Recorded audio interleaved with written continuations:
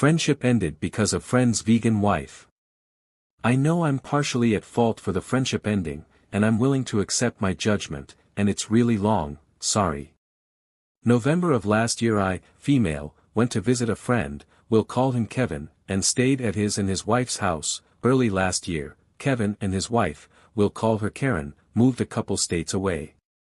For context, we are all over the age of 35 and Kevin and I were part of a friend group from an old job. Another couple from the friend group went on this trip as well, but they were also visiting family and stayed with them. Prior to the move, our friend group didn't really have much interaction with Karen as she didn't really come spend time with us. She was always invited, just rarely joined. They never hosted us at their old house. They are vegan, I am not. Well, Kevin is not full-fledged vegan, as he eats fish. However, his wife does the grocery shopping, so everything outside of fish is vegan, and he eats/drinks it. He buys his own fish and has a mini kitchen to prep his own meals away from hers. For even more context, Karen is not a vegan for health reasons. She is the type that brings up their vegan status with every conversation, no matter how irrelevant it is to the topic, makes fun of people that eat meat or use things made with animal byproducts, accuses people of murder, etc., except she leaves Kevin alone. She calls any food that is not vegan, trash and garbage. Example, when we would hang out before they moved and she was there, she would always ask how people could eat such garbage any time any of us would have meat. It was annoying, but I never got confrontational with her about it. The day before I visited them, Karen sent a short list of rules that I had to follow regarding food. One of those rules was that I couldn't store any non-vegan food items in either kitchen. I did ask if I could bring milk, and she agreed, but I had to keep it in the fish fridge. All of the food I ate at their house tasted off, even the breakfast waffles and then the tuna casserole that Kevin made for the two of us Saturday afternoon for lunch. It's not like it tasted spoiled, it was just off. Weird. A little gross. I've never eaten vegan, so I figured it was just that, food made with vegan ingredients. I couldn't really eat anything after a few bites. I had, fortunately, packed a few protein, non-vegan, snacks that I kept in my room, inside a zippered canvas bag, at the bottom of my suitcase. I was not specifically prohibited from bringing snacks to keep in my room. I kept my trash and disposed of it after I left. I did eat some street food from the market. Kevin, and our friends went to Saturday after lunch, and I ate like a horse at the restaurant we went to that Saturday night, and I am not ashamed. My husband and I are supposed to be going to visit them this weekend, and Karen called me a couple of hours ago.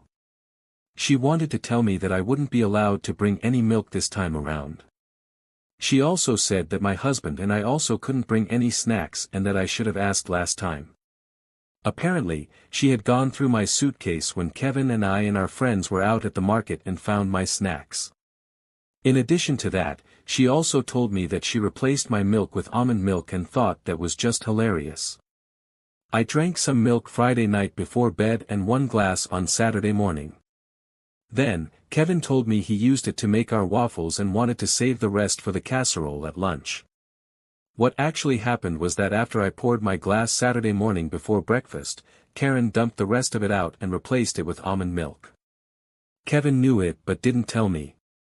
I never went to look for it because he said he wanted to save it. The waffles and casserole were made with almond milk.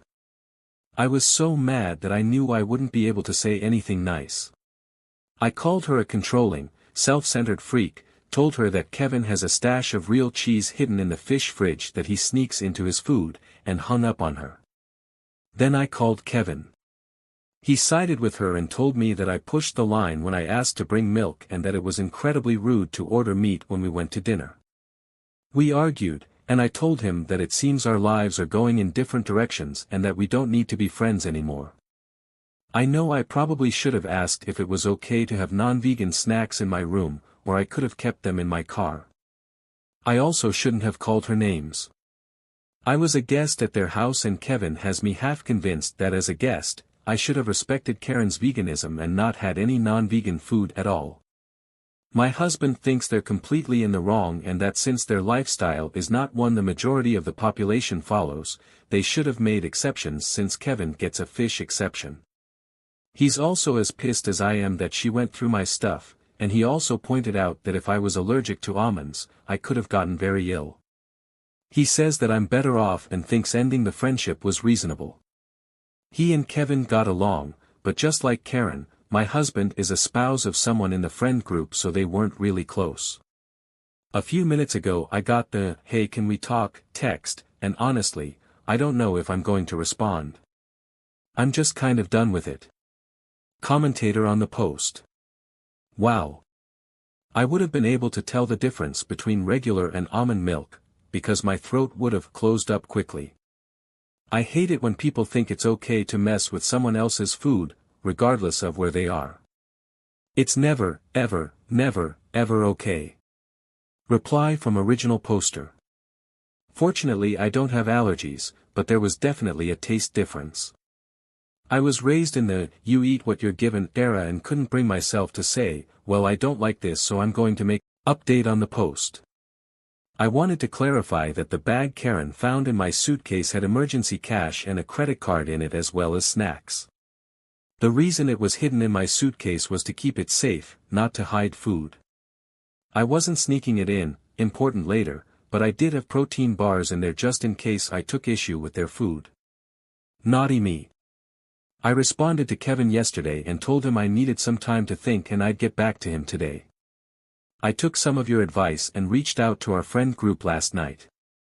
After the group chat and also talking just with the friends that were down that weekend, I learned some things.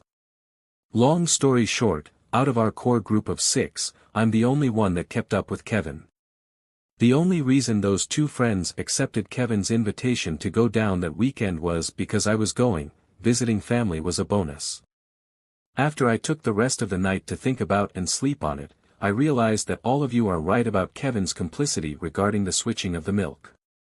I didn't pay as much attention as I should have because I was so focused on the fact that Karen switched the milk to begin with. I also realized he had never actually said anything in response to my telling him that Karen confessed to going through my stuff when I called him yesterday. He had changed the subject instead, talking about how it was rude to ask to bring milk. Anyway, I called Kevin on my lunch break today and ran down the list of issues: Karen going through my suitcase, him not telling me about the milk switch, Karen switching the milk to begin with after telling me I could bring it, and how what I eat is none of their business as long as I'm not contaminating their food. Basically, he told me the only thing he would apologize for was saying that it was rude to order non-vegan food at the restaurant. He said that since they had plenty of food in the house for me to eat, he didn't have to apologize for anything else. Apparently Karen had told him not to tell me about the milk switch because she was trying to prove that I couldn't tell. He said that although he didn't agree with Karen going through my things, I wasn't owed an apology because I broke the rules by sneaking meat into their house. There was a meat stick in that canvas bag. I told him that I had only been told I couldn't have non-vegan food in both kitchens and that it was left over from my drive to their house. As long as I didn't switch it with their food like a certain someone, I hadn't done anything wrong.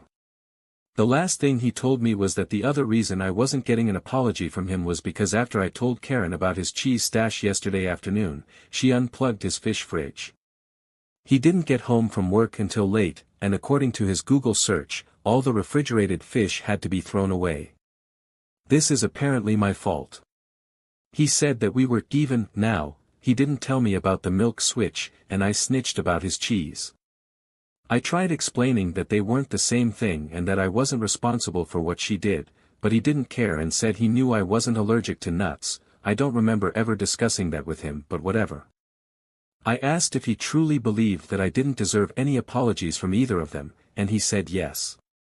I told him that if he couldn't see what they did wrong and apologize, I couldn't help him and to give me a call when he got his balls back from his wife. He hung up on me. Yesterday, I thought I owed him an apology because I was wrong. I thought if I gave him one, we could maintain a friendship. Today I think that the problem was that I was holding on to something that didn't exist anymore. Until you guys reality checked me, I ignored a lot of things and gaslit myself. So thank you everybody for the smack to the back of the head. Everybody should have people like you in their lives. Thanks for listening.